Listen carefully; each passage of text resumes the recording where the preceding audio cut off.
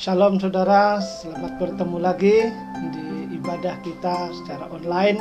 Percaya bahwa semua yang menonton pada hari ini, bahkan semua jemaah berada dalam keadaan yang sehat, berada dalam keadaan yang baik. Di samping kita terus mentaati peraturan SOP yang telah dikeluarkan oleh kerajaan. Memang agak rindu juga untuk bersama-sama seperti dahulu. Dalam beberapa masa ini kita terpaksa beribadah secara yang baru. Kita juga berdoa untuk jemaah kita. Bapa di surga, dalam nama Tuhan Yesus, pada pagi ini Bapa, sekali lagi hamba-Mu datang berdoa, khususnya mengucap syukur karena penyertaan-Mu, pimpinan-Mu, berkat, kasih setia yang Tuhan telah berikan.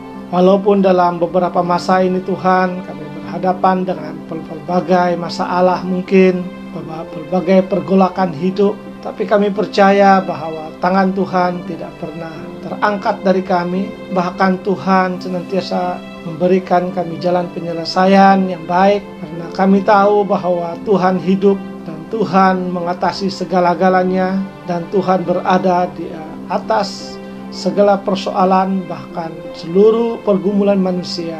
Terima kasih Tuhan, berkatilah pelayanan kami pada hari ini. Berkatilah secara online pelayanan kami ini.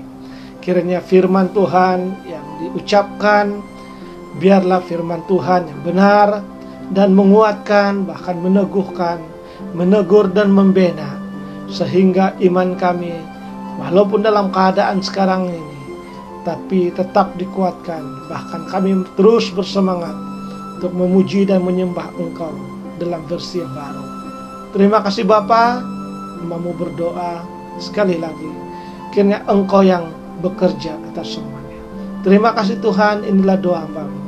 Di dalam nama Tuhan Yesus Kristus kami sudah berdoa dan mengucap syukur. Amin. Shalom sekali lagi saudara yang dikasihi oleh Tuhan. Pembacaan kita pada hari ini kita ambil daripada Kolose pasal yang kedua ayat yang ke-6 hingga ke-7.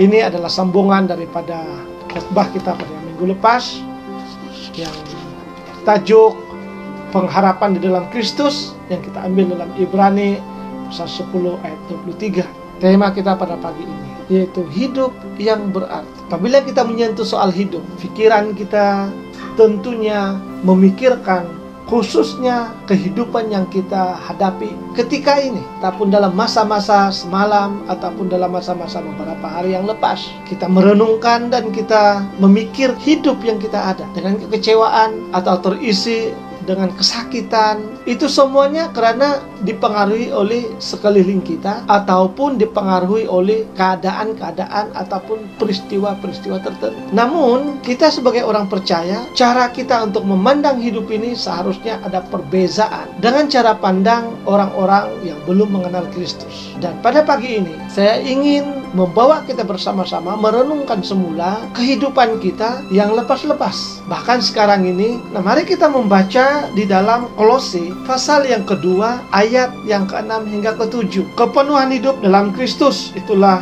tajuk pembacaan. Ayat 6, kamu telah menerima Kristus Yesus Tuhan kita. Karena itu hendaklah hidupmu tetap di dalam Dia. Ayat 7, hendaklah kamu berakar di dalam Dia dan dibangun di atas Dia. Hendaklah kamu bertambah teguh dalam iman yang telah diajarkan padamu, dan hendaklah hatimu melimpah dengan syukur. Ini merupakan satu tulisan Rasul Paulus kepada jemaat di Kolose. Menurut pendahuluan daripada Kolose ini dan penyataan, kemungkinan besar Rasul Paulus tidak pernah pergi ke Kolose. Pertanyaannya, kenapa Rasul Paulus menulis surat ini kepada jemaat di Kolose kalau dia tidak pernah pergi di Kolose pada zamannya? Para pengkaji Alkitab mengomentarkan bahwa yang membuka gereja di Kolose adalah para pengikut ataupun murid-murid Rasul Paulus.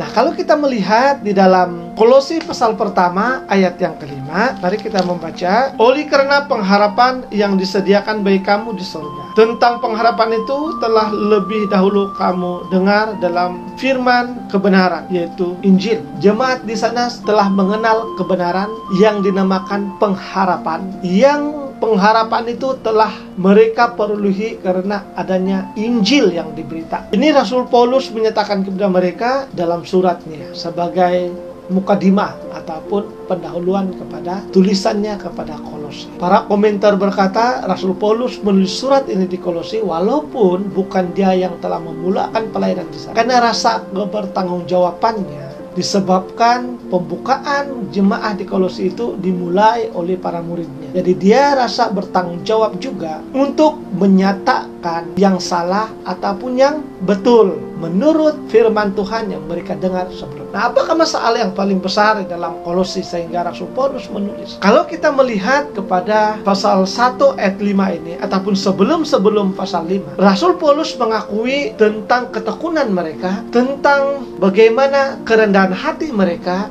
yang jemaat Kolose ini untuk menanggapi dan menangkap perkabaran baik yang telah disampaikan oleh mereka. Kegairahan mereka untuk belajar dan terus belajar tentang kebenaran firman Tuhan. Kegairahan ini sedikit sebanyak memberikan kabar baik kepada Rasul Paulus, karena itu menunjukkan kehausan mereka terhadap kebenaran. Kabar baik yaitu tentang penyelamatan Allah melalui Yesus Kristus. Tetapi ada beberapa perkara yang membuatkan Rasul Paulus juga rasa was-was dan rasa bertanggung jawab untuk memperbetulkan beberapa perkara yang perlu diketahui oleh mereka, tanpa disadari bahwa kegairahan mereka itu menarik mereka untuk lebih menjauhi Injil.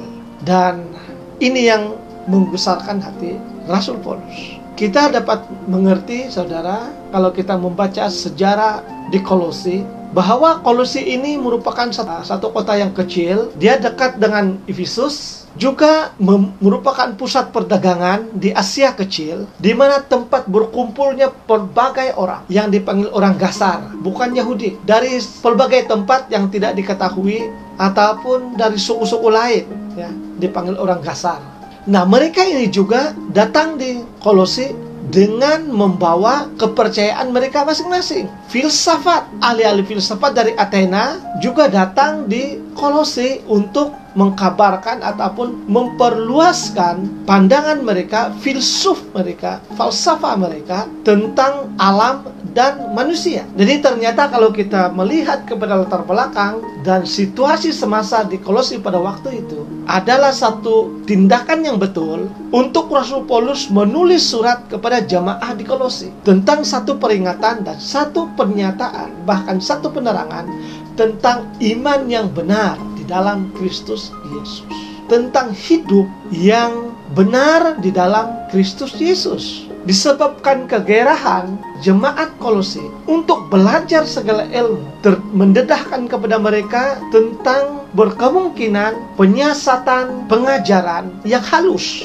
Nah, ada beberapa yang kita dapat lihat di dalam Kolose ini, penyiasatan yang secara halus. Ada satu kumpulan yang juga daripada Yerusalem, dari suku Yahudi, yang memang mengakui mereka adalah orang percaya kepada Kristus Yesus. Ada satu kumpulan daripada mereka yang percaya kepada Yesus Kristus, tetapi juga tetap mentaati kitab Taurat. Lalu mereka datang di Kolose dan mulai mengajar satu ajaran di mana tidak cukup hanya untuk percaya kepada Yesus Kristus, percaya dan mengimani Yesus Kristus. Mereka juga harus mentaati dan mengikuti segala hukum Taurat, sepertinya makanan, sunat, atau hari. Sebab itulah kalau kita membaca pada seterusnya, pada ayat-ayat yang seterusnya, pasal 3, pasal 4, nih Rasul Paulus ada menyentuh soal hal-hal ini. Kegusarannya terhadap suatu gerakan untuk coba mempengaruhi kehidupan jemaah di Kolose yang begitu setia terhadap firman Tuhan,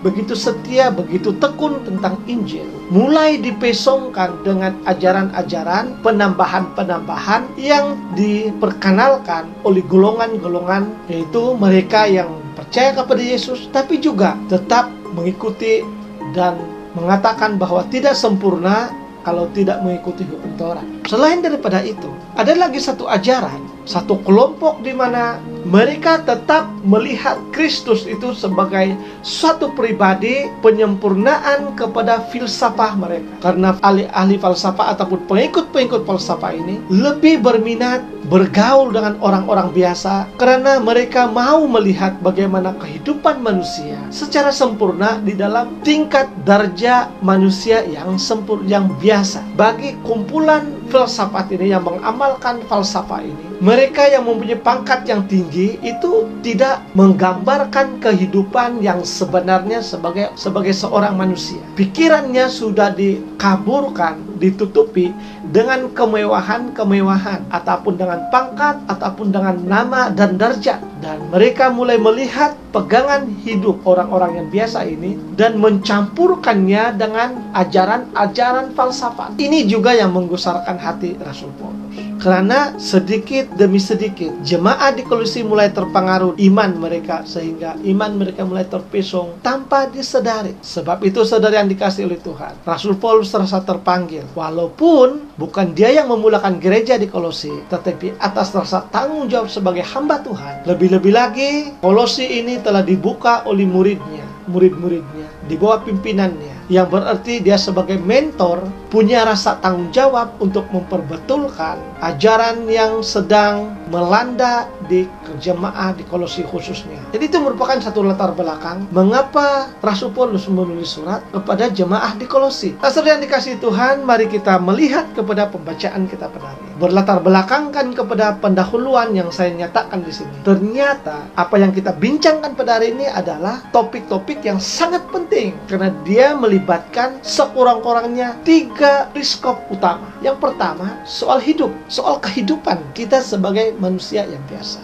Yang kedua, pegangan hidup ataupun dengan kata rohaninya iman, percayaan kita. Yang ketiga adalah ketekunan ataupun kesetiaan kita di dalam mengerjakan kepercayaan kita. 3 perkara ini tidak boleh dipisah. Kehidupan kita, kepercayaan kita atau iman, dan perbuatan. Jadi ada 3 perkara yang sangat penting yang akan kita perhatikan pada hari ini. Yakobus berkata, iman tanpa perbuatan adalah pada hakikatnya mati. Nah, saudara yang dikasihi Tuhan, mari kita membaca sekali lagi ayat yang ke-6 ini. Kamu telah menerima Kristus Yesus, Tuhan kita. Karena itu hendaklah hidupmu tetap di dalam Dia. Saudara yang dikasihi Tuhan, apakah itu hidup yang berarti? Itu satu persoalan yang sangat besar yang saya lemparkan kepada kita, yang saya berikan kepada kita dan merenungkannya sejenak. Apakah itu hidup yang berarti? Kalau kita bertanya kepada sekurang-kurangnya 10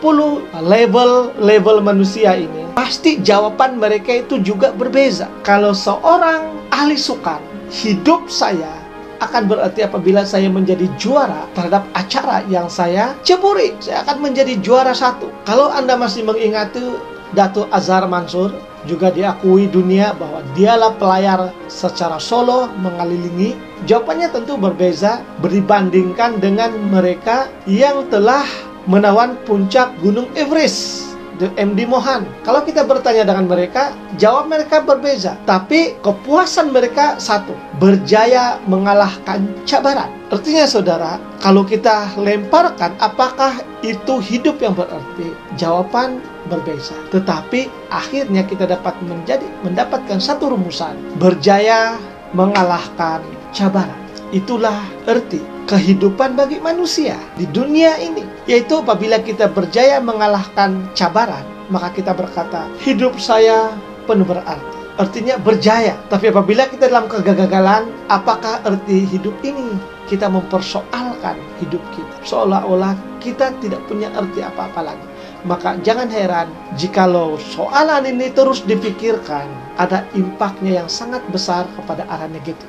Karena pada akhirnya otak kita lebih tertumpu kepada kegagalan, tidak melihat kepada kejayaan, walau kejayaan itu sekecil kuman. Ini merupakan satu kehidupan manusia yang perlu disadari bahwa manusia ini tidak mampu untuk mentakrifkan tentang hidup dan arti hidup yang sebenarnya. Sebab itulah sangat-sangat perlu kita kembali kepada pribadi yang mengerti tentang arti hidup yang sebenarnya, yaitu Tuhan Yesus Kristus. Mari kita melihat kepada ayat ini. Rasul Paulus berkata dalam ayat 6 ini, kamu yang telah menerima Kristus Yesus. Kemudiannya dia mulai memperkatakan lagi, hendaklah hidupmu tetap di dalam Dia. Ada sesuatu yang sangat luar biasa di dalam saudara. Ini saudara. Hendaklah kamu hidup tetap di dalam Dia karena kamu telah menerima Kristus Yesus. Ini berarti kalau kita sudah menerima Kristus Yesus dan kita hidup di dalam Dia, Kristus memberikan kita pemahaman tentang hidup, bahwa hidup ini mempunyai tujuan. Hidup ini mempunyai tujuan, dan tujuan yang dimaksudkan bukan tujuan yang biasa-biasa. Saudara, saya ambil satu contoh yang sangat simpel dan kita mengerti semua. Tukang kayu. Seseorang yang kita minta untuk dia buat rumah. Selepas kita ceritakan saya mau rumah begini, besarnya begini, begini, dia mulai melakukannya. Seorang tukang kayu yang pandai, yang tahu, yang betul-betul tukang kayu, dia memahami sebut saja buat rumah. Dia sudah tahu, dia sudah boleh bayangkan bermula dari mana dan berakhir di mana. Itu tukang. Itu artinya dia mahir, dia tahu. Dia dapat melihat di dalam pikirannya bagaimana bentuk rumah yang dia buat. Artinya saudara, dia mempunyai tujuan untuk melakukannya dengan jelas. Ini bukti yang pertama. Apabila Kristus berkata, tetaplah hidup di dalam aku, itu artinya saudara, dia sedang membawa arah hidup kita kepada tujuan Allah yang jelas. Karena kita tidak mengerti tujuan arah hidup kita ini dengan jelas. Kita hanya tahu selepas kita mengalaminya. Tapi sebelum itu semuanya merupakan teka-teki bagi kita. Siapa tahu 5 menit ke depan ini apa yang akan terjadi dalam hidup kita? Siapa yang boleh memberitahu kita 1 tahun ke depan ini apa yang akan kita hadapi? Kita hanya boleh menjangkakan. Saya akan begini kemungkinan. Siapa yang dapat menjangkakan coronavirus ini menyerang di tempat kita ini pada sekian masa bermula daripada awal tahun lagi, telah mengubahkan cara hidup kita.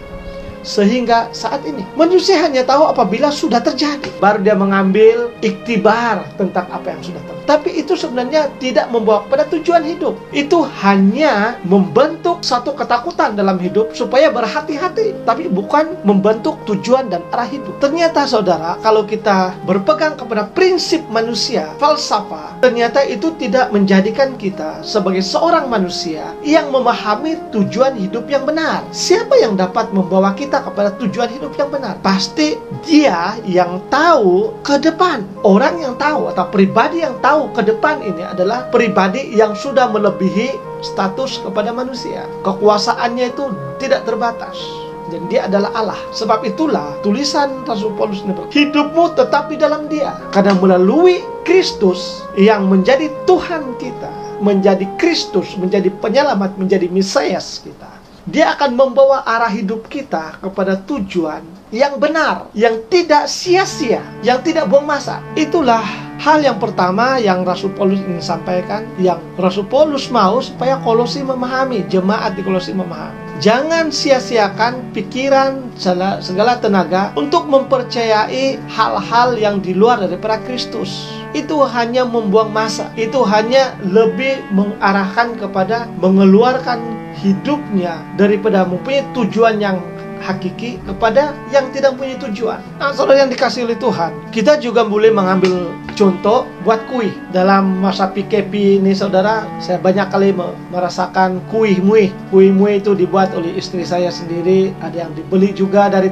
kawan-kawan. Saya merenungkan, pertama sekali dia akan sebut kuih apa yang dia buat. Kalau dia katakan hari ini saya akan membuat kuih donat. Daripada kuih donat ini, dia tidak akan jadi terus. Kuih itu apabila disebut dia tidak akan jadi terus. Perlunya pencampuran bahan-bahan tertentu dengan sukatan-sukatan tertentu. Kalau main tibai saja macam saya, asal dengar tepung, oke, letak tepung, letak air, letak apa lagi pengembang, tuang satu kali, buat. Tidak tentu bagaimana bentuknya, rasanya macam mana, kerasnya macam mana. Pembuat kue mempunyai sukatan, dia lakukan sesuatu, sukatan-sukatan tertentu untuk mendapatkan kue yang baik, yang enak dimakan, tidak keras, tidak lembut, yang enak. Artinya memenuhi cita rasa kita sebagai manusia, memenuhi cita rasa lidah kita, mulut kita. Nah, pembuat kue sebelum dia membuat kue, dia sudah tahu apa-apa yang perlu disediakan. Harus tepat, dibantu dengan alat ukurnya, dengan penimbangnya, dengan macam-macam,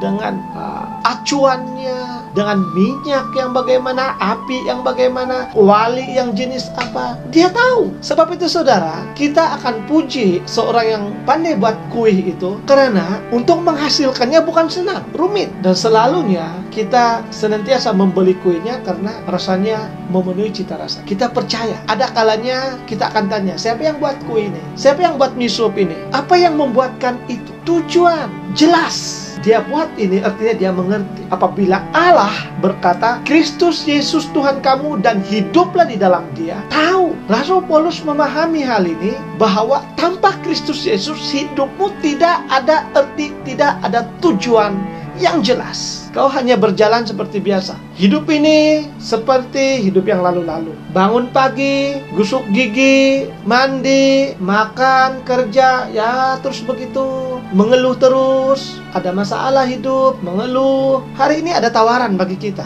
Tetaplah hidup dalam Kristus. Dan engkau akan memahami secara pribadi untuk apa hidup dalam Kristus. Kristus akan membentuk tujuan hidup. Ada banyak contoh lagi yang saya boleh berikan, tapi cukup dengan dua ini. Ya, artinya saudara, hal yang pertama, mengapa ataupun hidup yang berarti itu apa? Apabila hidup, apakah hidup yang berarti itu? Ialah, yang pertama adalah apabila engkau berada di dalam Kristus. Apabila Kristus itu menjadi Tuhanmu dan engkau hidup di dalam dia, Allah akan membina tujuan hidup. Engkau mengerti tujuan hidup. Apakah tujuan hidup? Tuhan membentuk supaya menjadi hidup yang berarti. Seperti tukang rumah, seperti si pembuat kue, seperti si pembuat misu.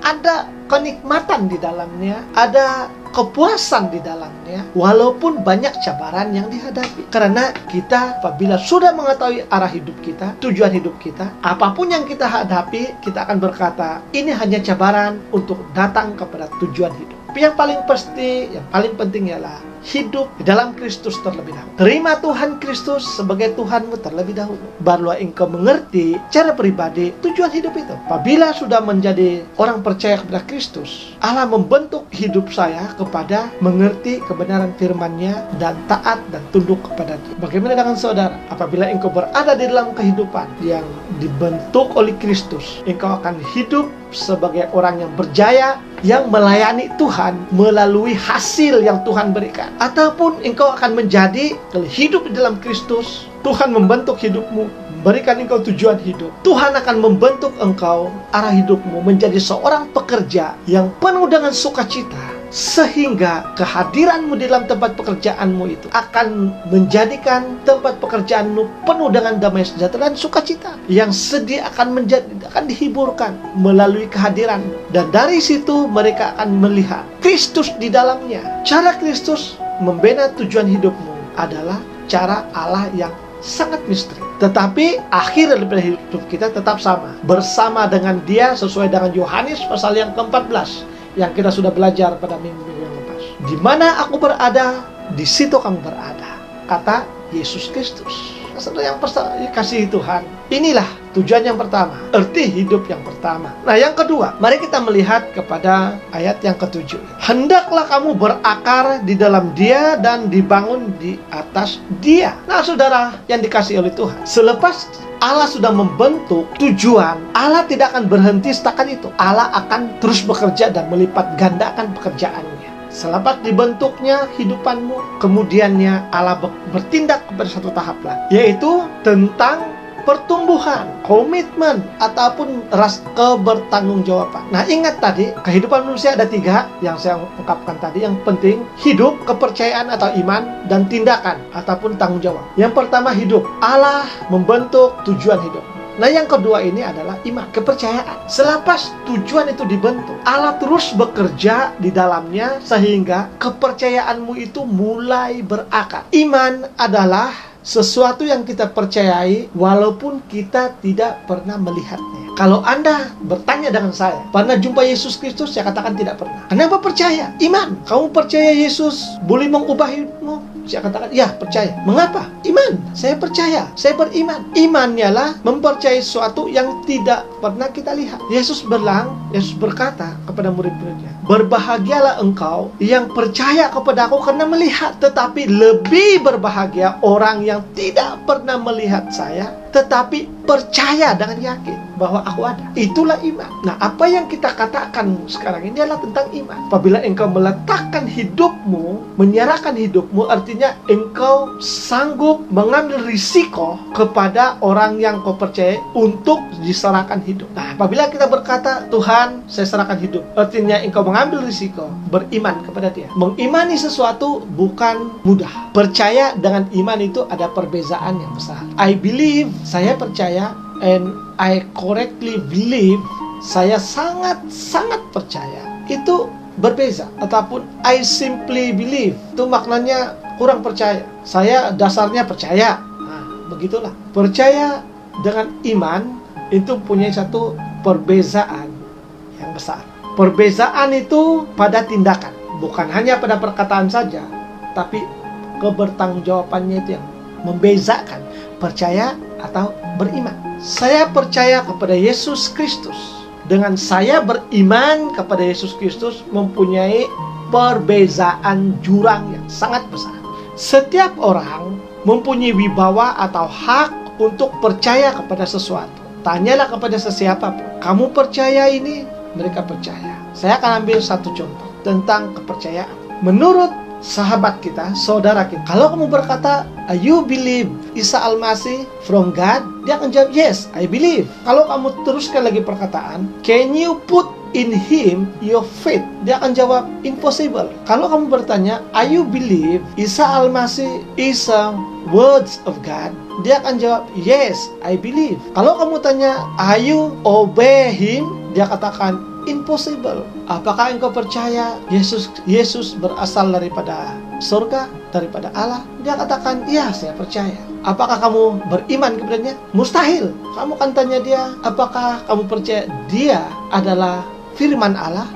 Dia katakan, yes, saya percaya. Kemudian kalau kamu tanya sekali lagi, apakah kamu menyembah Dia? Oh, cannot. Mana mungkin. Percaya dan iman berbeza. Di manakah Anda berada? Itulah pertanyaan yang sangat luar biasa. Pada ayat yang ke-7e ini, hendaklah kamu berakar iman. Apabila Allah sudah membentuk arah hidupmu, seterusnya adalah engkau bukan hanya percaya, tetapi beriman. Nah, bagaimana perkataan iman? Apa bentuk iman? Bagaimana dikatakan iman ini? Percaya kita sudah lihat. Percaya merupakan satu kata-kata, tapi tidak ada tindakan. Berbeza dengan iman. Satu kali saudara yang dikasihi Tuhan, itu pada umur saya dalam lingkungan 12 tahun, 13 tahun begitu. Waktu itu di kampung, setiap bulan 9 sampai ke bulan 12 itu musim penyu. Waktu itu masih banyak penyu lagi. Sekarang tidak ada sudah. Dan selalunya pantai di kampung saya itu penuh dengan orang, bermula daripada jam 6. Matahari itu mulai merah sampai kepada matahari itu terbit besoknya. Pantai penuh dengan orang. Selalu dia akan tanya kepada saya, kamu percayakah hari ini kita dapat penyu? Saya cakap percaya. Tapi dalam hati saya, ratusan orang ini, mana mungkin? Kemudian dia akan berkata, kalau kamu percaya, tidak cukup hal itu. Kamu harus ada tindakan. Kamu harus jalan ikut saya. Tidak boleh tidur. Kita akan berjalan dari hujung ke hujung. Selepas sampai di hujung, kita patah balik lagi. Kita lepas itu sampai di hujung, kita jalan lagi sampai pagi. Kita akan jalan terus. Kita tidak akan tidur. Saya katakan, aduh, matilah kalau begini dalam pikiran saya. Tapi karena saya masih kecil, kalau saya ditinggalkan, saya takut juga. Maka saya ikut saja. Dan ternyata saudara betul. Waktu itu, kami dapat. Di antara ratusan orang yang ada di pantai itu, kami dapat. Dan besoknya, nama kami naik. Ada yang berkata, menyesal saya tidak ikut mereka jalan. Mereka sudah lalu di depan saya. Saya hanya diamkan saja karena saya sudah penat, dia bilang. Saudara, kepercayaan harus dikerjakan. Maka akan berhasillah iman. Iman hanya berhasil adanya perbuatan. Percaya, tapi tanpa engkau melakukannya. Karena Yakobus berkata, iman tanpa perbuatan pada hakikatnya adalah mati, sia-sia. Apabila Rasul Paulus melihat tindakan jemaat di Kolosi, punya tindakan yang luar biasa atas kepercayaan mereka, dia mulai was-was. takut-takut mereka tersalah tindak. Sebab itulah dalam ayat 7 ini Rasul Paulus berkata, hendaklah kamu berakar di dalam Dia dan dibangunkan di atas Dia. Walaupun kita ada kepercayaan, tapi kalau kita tersalah buat tindakan, itu juga akan menghancurkan kita. Tujuan sudah dibentuk oleh Allah. Kita sekarang membina iman, kepercayaan di dalam Dia. Jikalau kepercayaan kita dibina di luar daripada Dia, kita tetap berada di dalam tujuan yang tidak pasti. Hendaklah kamu berakar di dalam Dia, itu artinya tekun menyembah Dia, membaca firman Tuhan. Dan itu cara kita. Istri saya ada menanam sayur di kaki lima. Ya, dia ambil polistren, dia isi dengan tanah, dan dia mulai menanam. Ada kalanya saudara, beberapa yang lain mati karena memang berakar, tapi disebabkan tidak disiram dengan air. Matahari mulai menyinari, dan semakin lama tanah makin keras, air tidak ada, akhirnya sayur itu mati. Berakar di dalam Dia artinya harus iman itu, kepercayaan itu disiram, sebagaimana sayur dan tumbuh-tumbuhan atau tanam-tanaman itu perlukan air untuk hidup. Bukan hanya tanah dan matahari saja, tapi juga sangat-sangat memerlukan air. Kalau Anda ingin berakar dan bertumbuh, harus adanya penyiram firman Tuhan. Bacalah firman Tuhan sebagai penyiram imanmu. Apabila matahari datang menyinarimu dan rasa panas terik itu sudah mulai memancar dan membakar kulitmu, yang kita boleh tafsirkan sebagai cabaran hidup, masalah hidup, berbagai persoalan hidup, seharusnya yang membuatkan engkau rasa nyaman, rasa kuat, rasa teguh adalah apabila engkau menerima air, firman Tuhan. Bacalah firman Tuhan sebagai pembentuk akarmu. Bukan hanya berkata, saya orang Kristen, saya percaya Yesus. Tapi apabila sesuatu persoalan datang, kenapa kamu percaya Tuhan yang mati? Itu bukan Tuhan, karena Tuhan pandai mati. Lalu pikiran kita, iya betul juga, secara logik. Macam mana Tuhan boleh mati? Kalau Dia mati, bagaimana Dia tolong saya? Lalu kita mulai goyah. Lalu tujuan arah hidup itu lalu kita mulai keluar. Karena teriknya matahari yang kita rasain. Sebab itulah firman Tuhan sangat penting. Dia merupakan air kepada. Yesus berkata kepada perempuan Samaria, air yang kau minum itu dari perigi itu, engkau akan haus lagi dan engkau datang dan minum lagi. Tapi air yang kuberikan kepadamu adalah air yang bolehkan hidup, yang menghapuskan haus. Karena apabila engkau minum, dari dalam akannya ada mata air. Itu dari dalam akan keluar. Artinya ada sesuatu yang cover, ada sesuatu yang menjadi defense kepada pemikiran-pemikiran yang coba mengganggu-gugat arah hidupmu, kepercayaanmu, imanmu. Sebab itulah saya sering kali katakan, jangan lupa baca firman Tuhan, jangan lupa berdoa. Sebab itulah yang menjadi penyumbang kepada pertumbuhan akarmu yang lebih kuat. Nah, saudara dikasih oleh Tuhan, membina iman bukan mudah. Harus ada tindakan. Tindakannya lah, engkau harus membaca firman Tuhan, berdoa, dan meletakkan hidupmu kepada Dia sahaja. Apapun pergumulan hidup yang kau hadapi, saya katakan di sini, jikalau engkau bersama Tuhan, engkau akan melihat itu sebagai satu cabaran hidup, satu bayangan matahari menyinarimu. Bermula dengan yang nyaman, kalau di Semenanjung ini, bermula dengan jam 7, jam 8, jam 9, sinarnya semakin lama semakin panas, jam 12, jam 1, jam 2, wah panas sekali. Kita teringat minum air, minum apa, minum ini, pakai payung apa semua. Demikian juga iman kita. Karena hidup kita ini senantiasa disinari dengan berbagai masalah dan cabaran hidup. Bukan saja yang ditimbulkan oleh diri kita sendiri, kemahuan kita sendiri, tetapi juga pengaruh luar. Sebab itulah sangat penting iman, tindakan itu. Jikalau kita mempunyai iman yang baik di dalam Kristus, meletakkan iman yang baik, artinya kita ada sandaran, kita ada pegangan, kita ada kalau orang lain kita ada hubungan siau di dalam hidup, maka pertumbuhan kita itu baik. Iman, percayaan kita, hati kita, cara kita menanggapi hidup itu akan berada di tahap yang baik. Karena kita percaya bahwa Allah itu sudah mengatur hidup kita dengan baik. Dan semua yang kita hadapi merupakan cabaran untuk menggagalkan arah hidup kita yang Tuhan telah letakkan. Apabila kita itu menyadari, kita akan kembali kepada Tuhan. dan kita berkata, Tuhan, saya ada di dalam-Mu, dan masalah ini saya serahkan dalam tangan. Tuhan, berikan saya cara untuk menyelesaikannya, cara untuk menghadapinya, cara berikan saya kekuatan untuk menghadapinya. Dan saya percaya, sebagaimana dalam kesaksian teman-teman yang pernah mengalami situasi-situasi yang berat, mereka berada dalam Tuhan, dan mereka sujud kepada Tuhan, dan mereka berdoa, mereka nyatakan dengan suara hati nurani mereka kepada Tuhan, memohon kekuatan dan pertolongan Tuhan. Mereka diberikan kekuatan karena mereka meletakkan hidup mereka di dalam Tuhan. Nah, yang terakhir saudara, kita melihat pada ayat yang terakhir ini, pada bahagian ayat 7, bahagian terakhir. Hendaklah hatimu melimpah dengan syukur. Ini suatu yang luar biasa. Rasul Paulus berkata, hendaklah hatimu melimpah dengan syukur. Ungkapan Rasul Paulus yang lain adalah mengucap syukurlah dalam segala hal. Apabila saya nyatakan ini kepada seseorang sahabat yang dalam keadaan yang frustrasi, bukan karena putus cinta, tetapi bisnisnya bankrupt.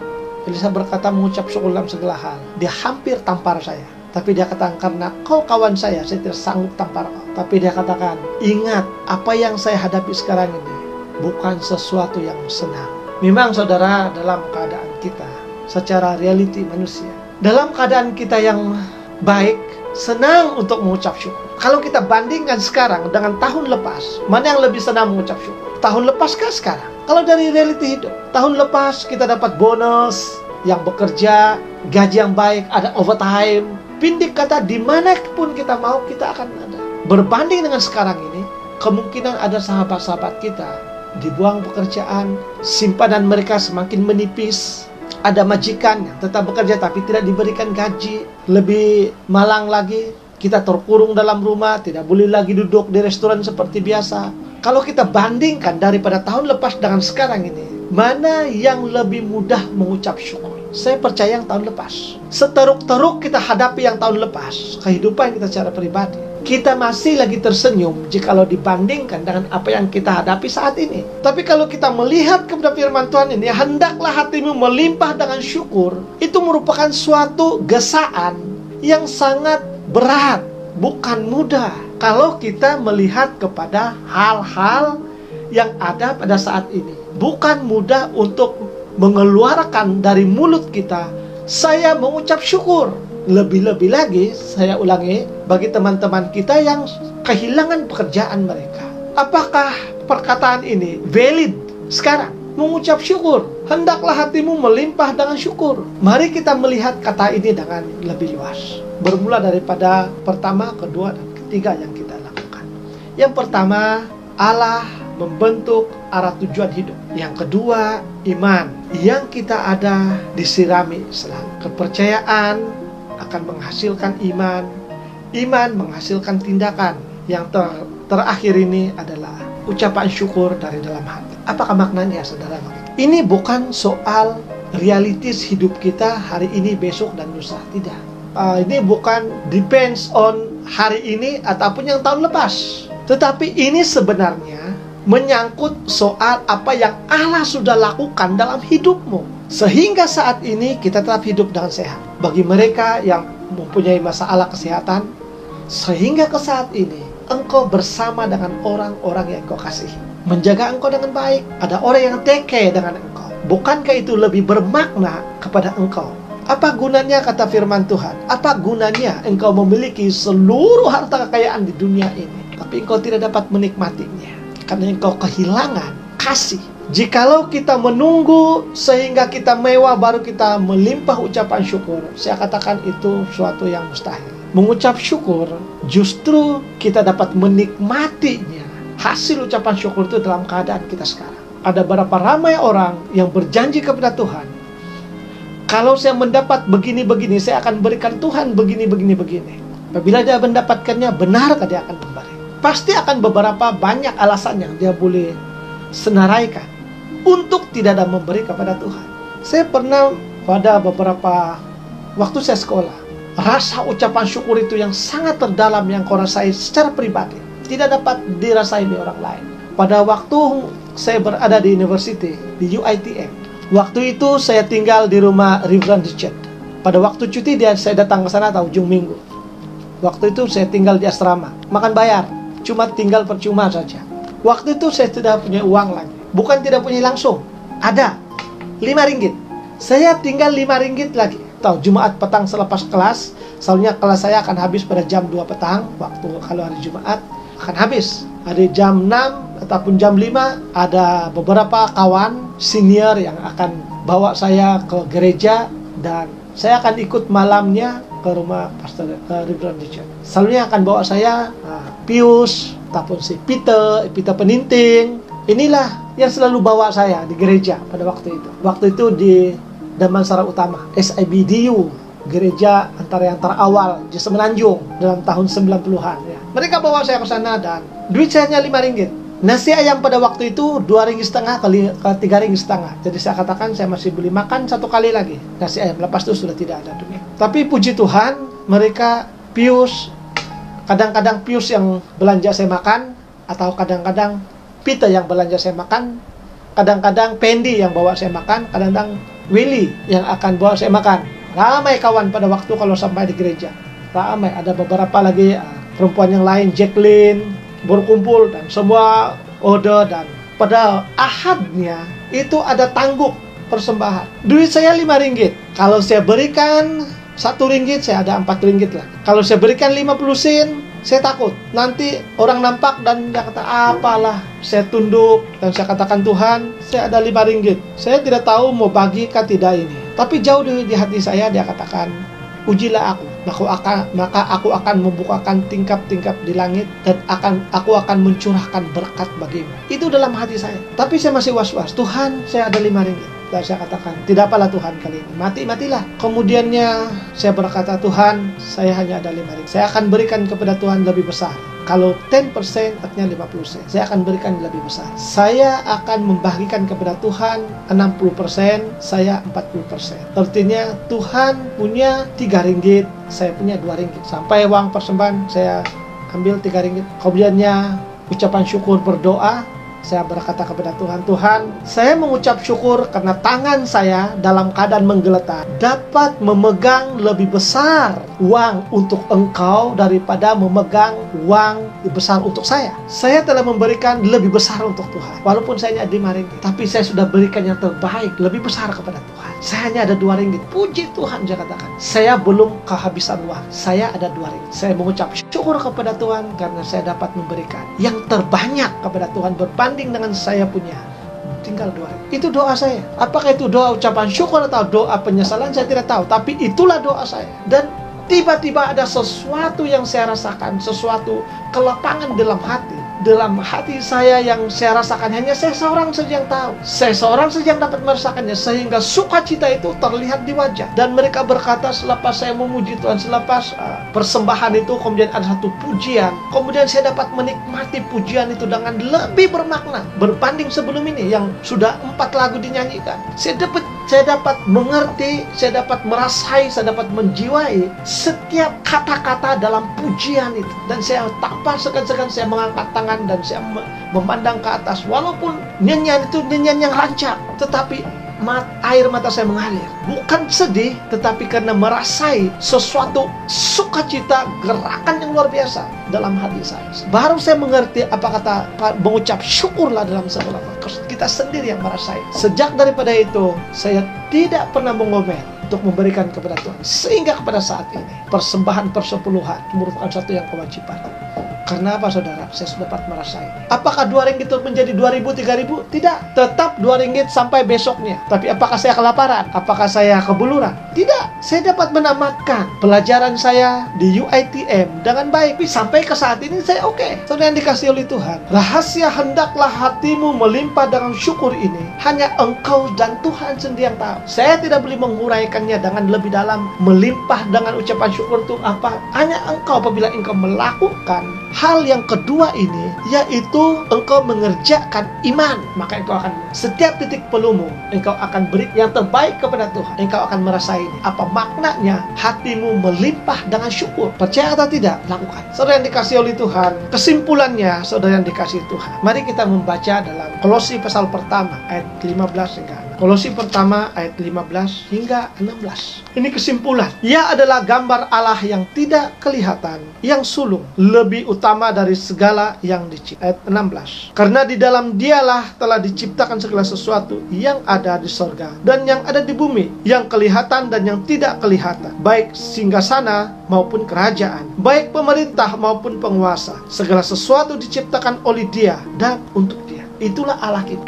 Dialah yang menentukan semuanya. Kata firman Tuhan, Dialah yang menciptakan semua. Inilah Allah kita. Inilah Allah yang membentuk tujuan hidup kita. Inilah Allah di mana tempat kita untuk meletakkan iman kepercayaan kita. Dan inilah Allah yang memberkati kita, menjaga, melindungi, dan terus-menerus memberikan kita kekuatan di saat kita lemah. Inilah Allah yang mampu, bahkan indah Allah yang boleh dipercayai, bukan Allah-Allah lain. Kau mencari Allah yang lain, kau tidak akan dapat melihat, bahkan kau tidak akan dapat merasai perbuatan tangan mereka. Tapi Allah yang saya perkenalkan, yaitu Yesus Kristus, Allah yang hidup, Allah yang mencipta segala-galanya, Allah yang senantiasa memperhatikan hidupmu, Allah yang senantiasa memberikan engkau kekuatan, menjaga dan melindungi engkau siang dan malam.